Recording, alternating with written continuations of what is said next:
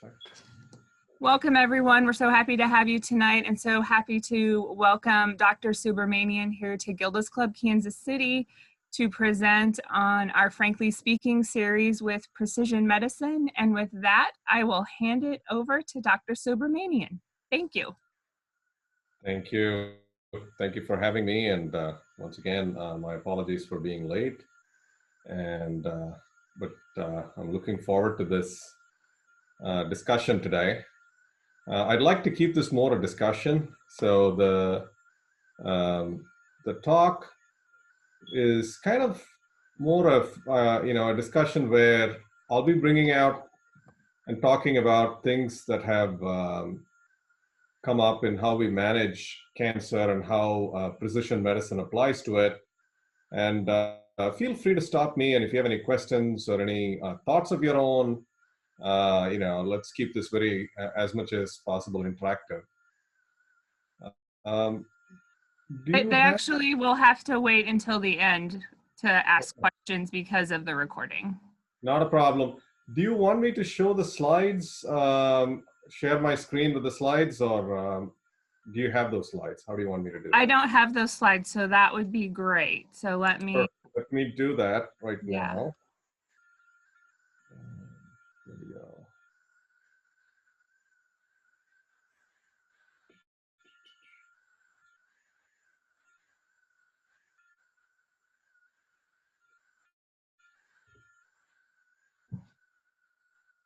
Sorry, give me just another minute. Found it. There we go. Are you now able to see my PowerPoint slides? Wait, it's a... Yeah. Can you see? Yeah, okay. We can see it. Perfect. So there are several parts to this discussion. So we'll start with some introductions, and then we'll go into what is precision medicine and more in detail about biomarkers and how biomarkers help us find the right targeted treatments for us, and also go into some of the costs that may be involved, and also about inheritable cancers and the genetic testing that might be useful in some cases. So precision medicine is also called personalized medicine. And it's not a new concept. It's been there for a long time, and we've always been striving to find the right treatment for the right patient. Rather than treating a disease, we try to focus on the individual patient to develop the treatment. So this slide essentially talks about that because, for example, we all know when we go see our primary doctor, we are checked for cholesterol, we are checked for blood pressure. And if you have a high blood pressure, you're started on a blood pressure medicine. But now we are trying to fine tune that. Rather, we try to take into account all of the patient's clinical symptoms, their factors that are specific to them, including like their home living situation, the environment, their habits. And then we try to specify that treatment. And in terms of cancer, that's true as well. But one of the major progress we've made in cancer is understanding the disease at a molecular level. Now, the ability to look at somebody's DNA and RNA has been around for a while, but that has been most useful in cancer. And now we also have technology that has made it a lot more accessible pretty much for every patient that is diagnosed with cancer in this country. Of course, there are limitations there. There are paying cost issues involved. But in general, we are able to access molecular testing for our patients. And then we are able to identify what is specific or unique about their cancer, and then try to understand why their cancer behaves the way it is. So how do we do this testing? There are different ways we can do this, but the most common approach has been to take a sample of the cancer tissue, usually a tumor tissue that we collect during a biopsy or surgery, and then we send it to the lab which sometimes is part of the institution where you're getting a treatment. Many times it is actually an outside institution so that the samples are sent out where they get tested and then they come back with the results. Now, we also can do biomarker testing or molecular testing, not just with tumor tissue. We can also do it out of a patient's blood sample. And some companies have also offered testing of urine samples and even saliva samples, but those are not so common. Tumor-based testing and blood-based testing are the most common molecular or biomarker testing that we do in patients with cancer. And the molecular testing has different roles to play in what we do. It can help with the diagnosis. Sometimes to further specify what specific type of cancer it is. Now, for example, breast cancer, which is one of the most common cancers we see, we know that there are different types of breast cancers, and they're all subtyped based on biomarkers. Common biomarkers being estrogen receptors and progesterone receptor, and another protein called HER2/neu. And knowing that tells us a lot more about the cancer in terms of how it will behave, how it will respond to a certain treatment, and how we expect our patients to do in terms of overall quality of life and the response to treatment as well. So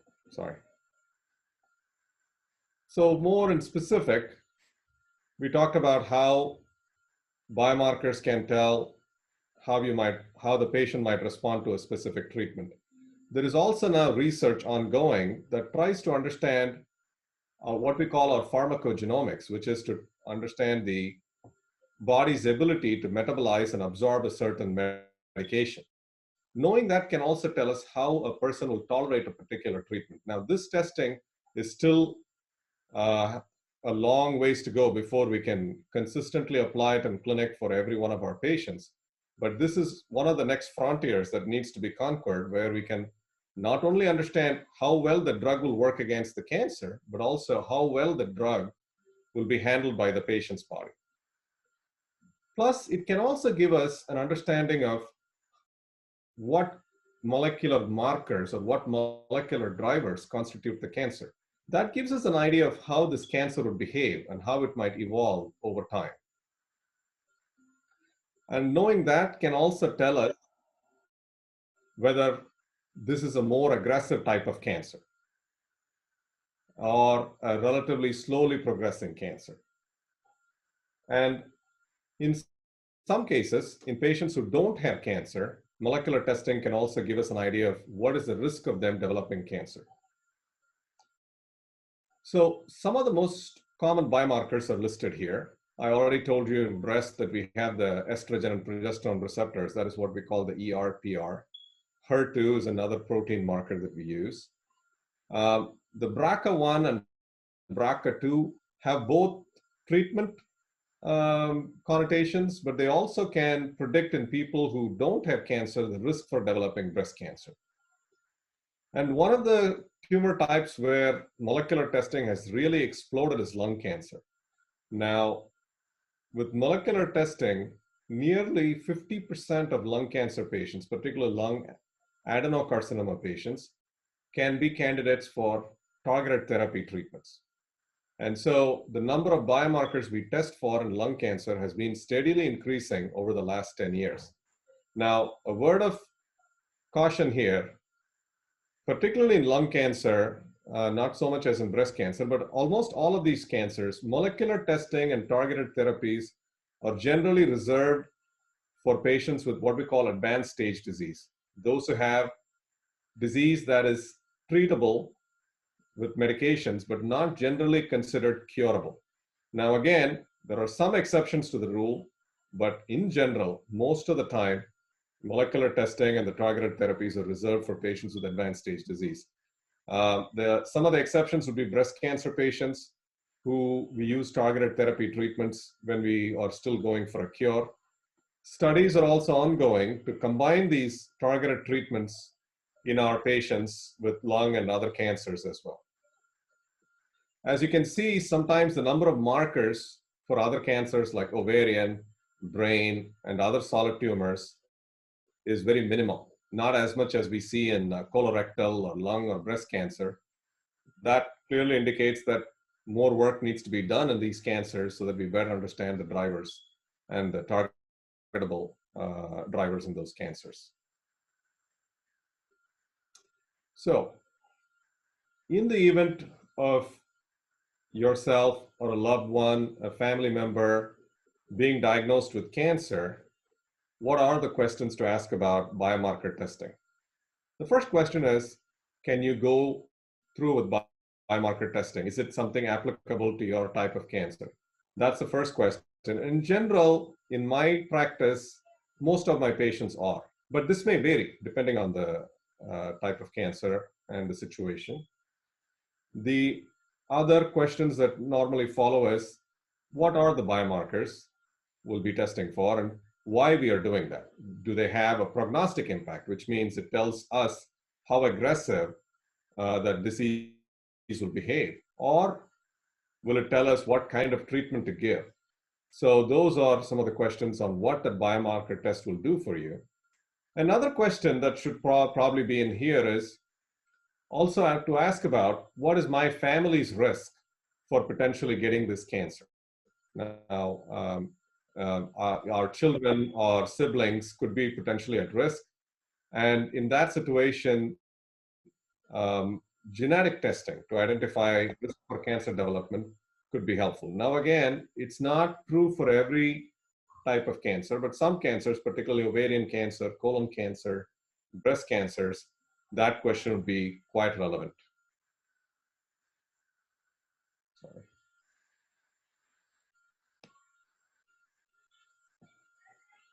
So, depending on the type of biomarkers we see, then the oncologist might choose a particular type of targeted therapy.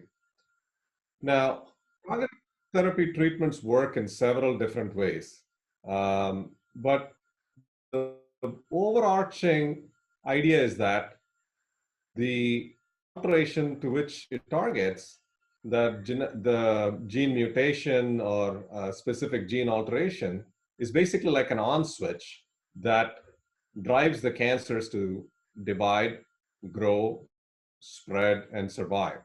And if not all cases, in many cases, what the targeted therapy tries to do is to turn that on switch to an off position so that that driving force is not available to the cancer cells anymore. So without that, that would essentially make them kill the cancer cells and not allow them to survive. So when we dive into a lot more detail on how they can work, one of the methods we saw is destroying the cancer cells directly. And we also know commonly in breast cancer, we shut off the hormone supply to the tumor. But other methods are also coming up right now. One of the common methods that in lung cancer that we're using is to activate the patient's own immune system against the cancer. Many of us might have seen TV advertisements of immunotherapy agents such as Keytruda or Opdivo. Now, these are those types of treatments. The other things we also know is cutting off the blood supply to the tumor, as well as sometimes we also tag the cancer cells. That is one of the newer areas, tagging the cancer cells.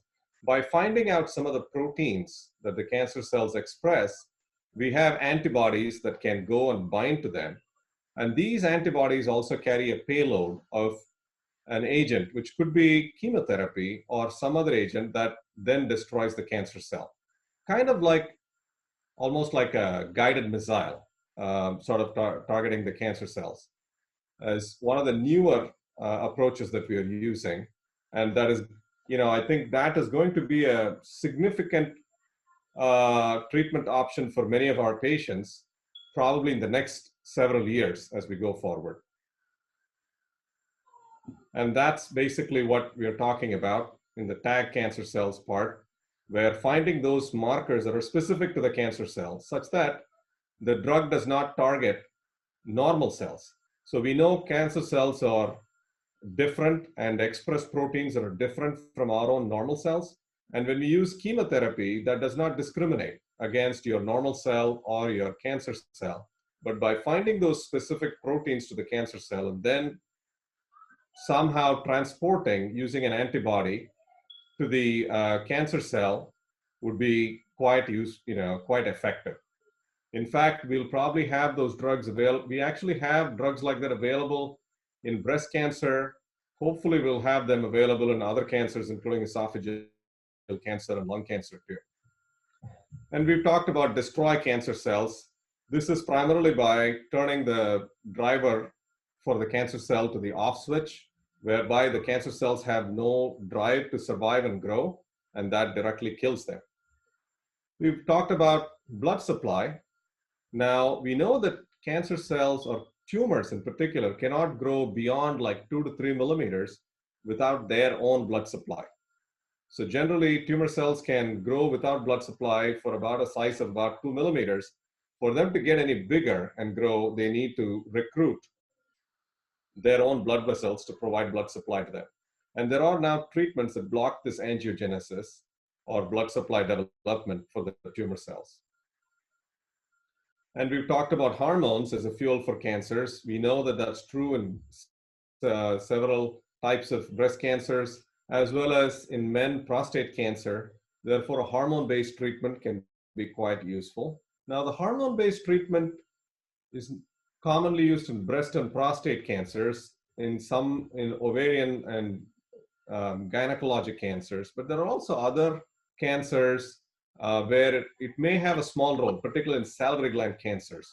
The reason I mentioned that is finding these rare markers using next generation sequencing or molecular testing can be useful in finding treatments that may not necessarily be applicable for the majority of patients, but in a few rare patients, they could be effective. And lastly, we have the taking the brakes of the immune system. 10 years ago, when I was training as an oncology fellow, we always used to talk about how robust and powerful the immune system is in getting rid of abnormal or damaged cells, but somehow cancer cells escape that the vigilance of our immune system and survive. And every effort to kind of recruit the immune system against the cancer had not been very successful until in the last 7 years or so, we've had these what we call immune checkpoint inhibitors, where the cancer cells have somehow used these checkpoints. Now, we know that whenever we have an infection, we activate our immune system to fight off the infection. Now, you don't want a runaway immune system that continues to attack the body even after the infection is gone. And that's where the immune checkpoints come into play. So these are kind of gatekeepers that kind of keep a watch on our immune system and prevent them from going out of control.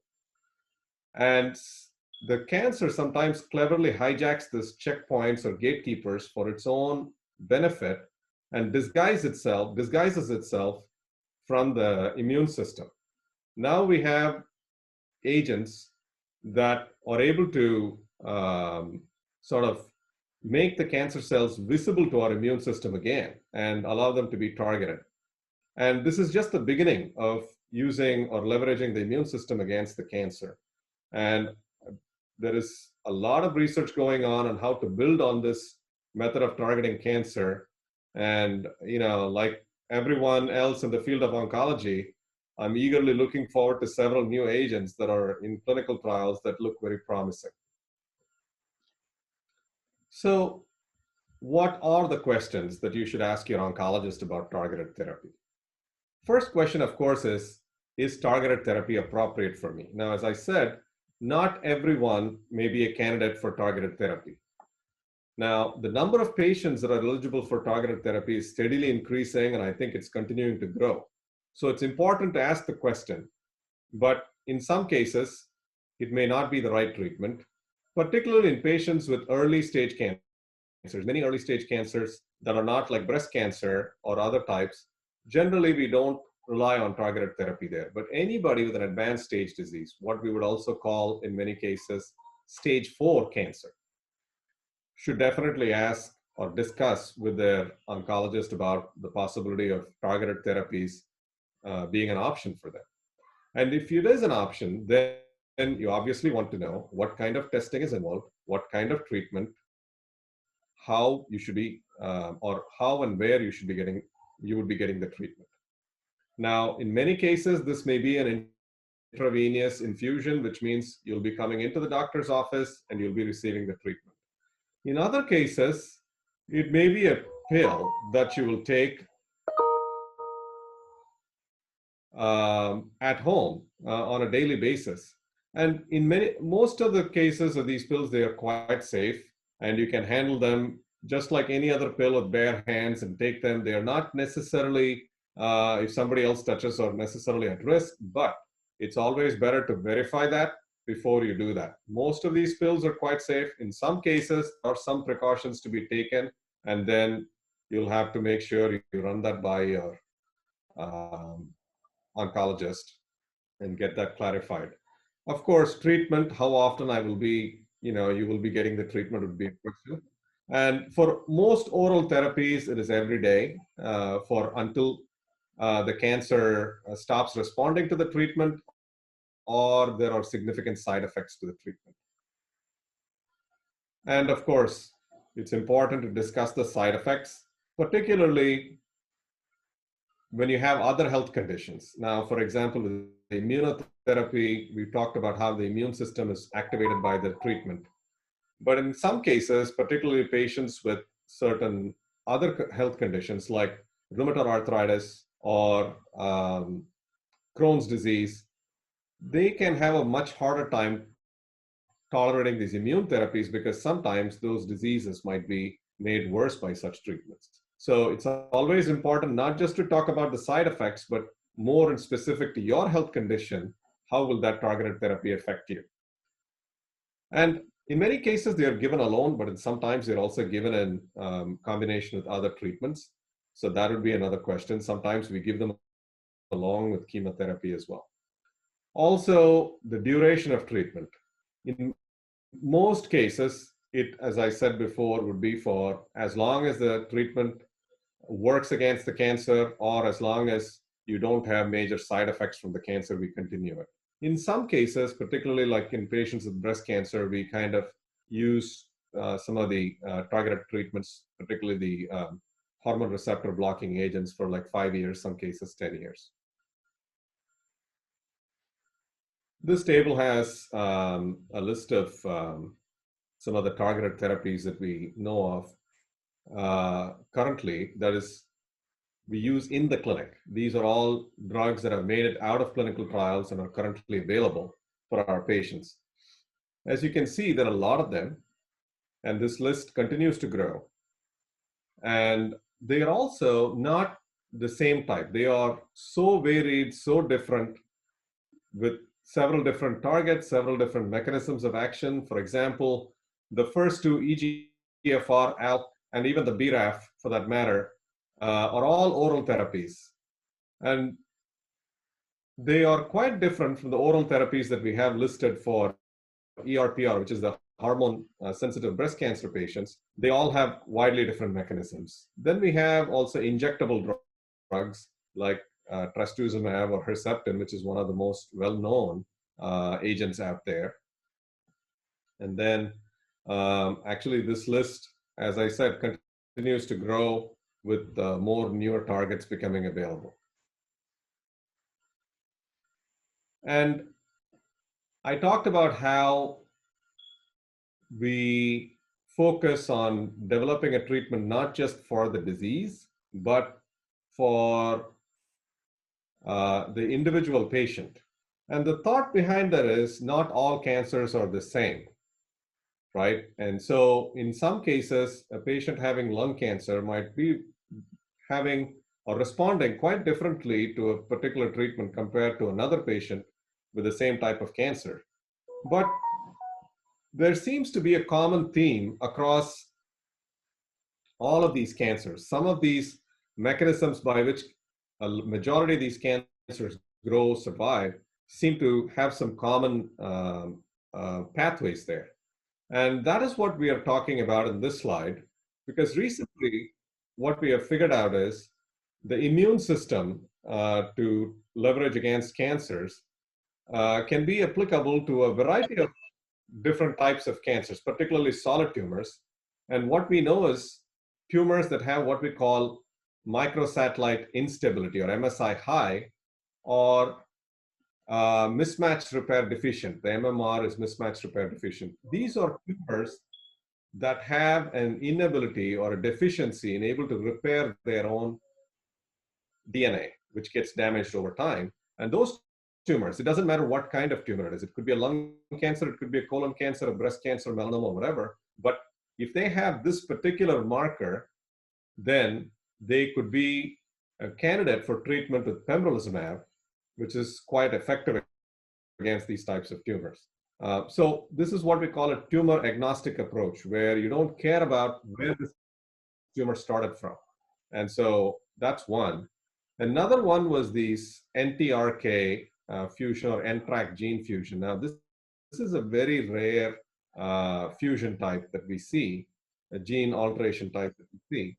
But once again, it's present in a variety of solid tumors. In fact, history was made with the NTRK fusion clinical trial, because that was a first trial or a first cancer therapy trial that included both children and adults as part of it. Usually we keep our pediatric age group patients separate from adult patients in how we treat them, our clinical trials and all of that. But this was the first time where we didn't not only care about what tumor type it was, we also did not care about their age, whether they were an infant or a nonagenarian. They were all part of this trial. And if they had the NTRK fusion, they were able to get this larotrectinib drug to target their cancer. And it is now approved by the FDA. So this is another gene fusion that has to be tested pretty much in everybody with a solid tumor. Side effects, no treatment is without side effects, and they're quite varied, just as how varied the drug types are, the mechanisms of action are. Some of the common things we might see is a rash, a drug rash, which could be like an allergic reaction or a reaction to the drug itself. And along with the rash comes problems like dry skin, itching, fatigue can be another problem too. Also, in some patients, you can have a flu-like reaction to the drug, but usually that flu-like reaction with this body aches and muscle aches, sometimes even fevers, usually does not last very long in most patients. It does improve over time. Again, we know that targeted treatments can be used in combination with other treatment options as well. So more in specific here about breast cancer patients, we know that about 20% or 1 in 5 of our breast cancer patients will be positive for the HER2 new protein. And if it is present, originally about 7-8 years ago, we had only one drug to target that. Now there are multiple different methods and mechanisms by which they try to target that via pill, monoclonal antibody, and also what I talked about, the antibody drug conjugate, where you tag the antibody to a chemotherapy drug that it can deliver to the cancer cell. So we have several ways to target this particular type of cancer right now, and that continues to grow. So as good as targeted therapy is, there are some caveats, some of which we talked about. In general, if you have a specific marker that is sensitive to a targeted therapy, the outcomes are usually better than what we get with standard of care chemotherapy. But not every patient benefits from it. The benefit rates could be as high as 70-80%, which still means we have 20-30% of the patients who may not benefit for it. Also, we also saw this, not every cancer type has a clear biological marker identified, which means we don't have a great targeted therapy for them. So that's also the case. So we talked about how it may not work for you. And the last thing, which is what I was stressing about previously, was that in general, most of these treatments, the vast majority of these treatments are reserved for patients with what we call advanced stage disease, patients that we don't think are capable of having the cancer cured. Their disease is too far advanced. And that's where we use targeted therapy. So in and of itself, targeted therapy can cure, it can help control the cancer for a long time. Sometimes we may use it in the curative setting along with other treatments, including chemotherapy or surgery or radiation to achieve a cure. But in of itself, it's not going to be sufficient to achieve a cure. So I think we're leaving the questions for the last. So I'm going to go to the next topic, which is the cost of precision medicine. Like everything else, the cost begins right at the front end with the testing. Even the biomarker testing can be quite expensive. Now, many of these tests have gone for FDA approval, and the FDA has been quite good at giving them their approval. And once they have it, those tests are covered by insurance. In some cases, of course, the insurance may not cover the cost of biomarker testing. And in those situations, it is still important to talk to your oncologist or the support personnel in the clinic, because there are ways that biomarker testing might still be covered so that you have very minimal out-of-pocket cost or no out-of-pocket costs. At least at St. Luke's, we've been able to do that for almost all of our patients. In fact, we have not run into a situation yet where we've had a patient having to foot a big bill for biomarker testing, at least in my clinic. Also, in some cases, if you participate in a clinical trial, they may cover the cost of the biomarkers testing as well. But the cost of targeted therapies are far bigger than the testing itself. And also the testing is generally a one-time thing, but a targeted therapy is an ongoing treatment. And they can be quite expensive and out of reach for the vast majority of us. And in treatments that are FDA approved, what we consider standard of care, once again, insurance can cover that. Also, sometimes clinical trials can allow patients to participate without any charge for those drugs. And of course, finding a clinical trial for each and every patient is very difficult. And what we have done sometimes is ask from the companies, the pharmaceutical companies, to provide the drug on a compassionate basis, which many times they're willing to do. And other times, sometimes we make a case to the insurance company with the evidence that we already have. Sometimes they might cover that too. If all of that does not work, then we can try. There are some public programs that can potentially fund some of the targeted therapy costs.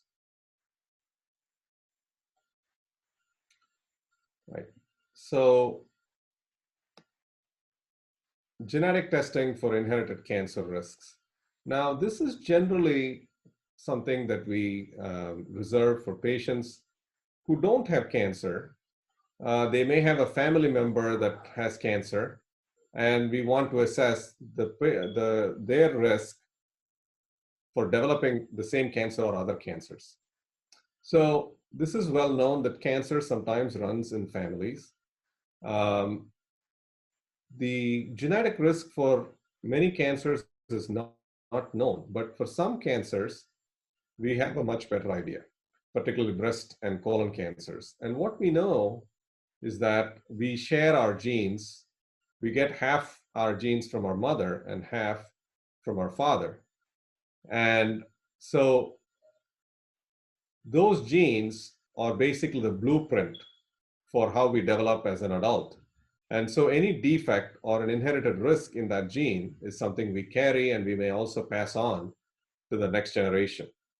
And testing that DNA can tell us whether such risks exist. Now, we talked a lot about biomarker testing for markers such as EGFR, ALK, and HER2, which are all markers that we use to guide treatment.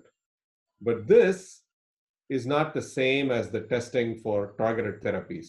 Those are what we call somatic gene mutation tests, where you're actually looking into the tumor itself. You're not looking at what we call the germline. Now, the germline is the gene makeup that we have throughout our body. The somatic makeup is specific to the tumor. So the previous biomarker testing is specific to the tumor to guide treatment, but for genetic testing for inherited risk of cancer, we're going to focus on the germline DNA, which is what makes up all of your normal tissue. So that's the genetic testing. Generally, we test for a few markers. One of the well-known ones is the BRCA gene mutation, which can have patients potentially at risk for breast or ovarian cancers, is what it can be useful for. And usually what we do is get a genetics counselor involved, and they can help guide how to do the testing and what the testing results mean and what the next steps are going to be. Now, here we have sort of a clinical scenario, now BRCA gene. Now the BRCA gene, if you remember some of the previous slides, was present both in guiding targeted therapies, and it is also used for genetic testing. Now, if a person or a woman's family member has breast cancer, they can be tested for BRCA gene, and if they are positive for the BRCA gene, then they could be potentially at risk for developing breast cancer.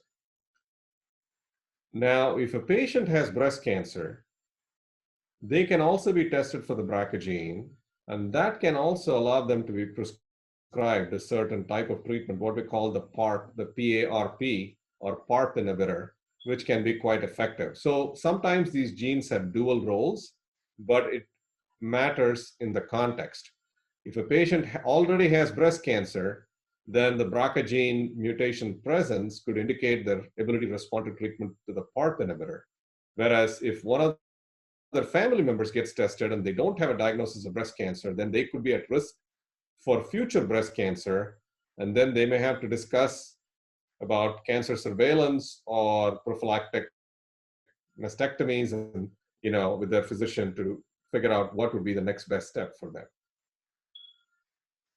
So some of the resources that we can trust and are quite helpful in understanding precision medicine, including genetic testing, or these websites that are listed.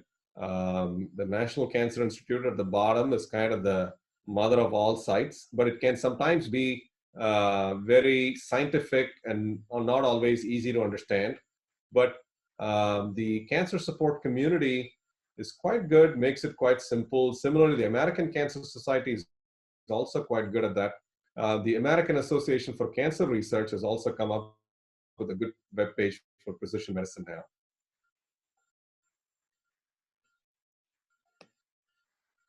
Questions? And with that, I'll stop there.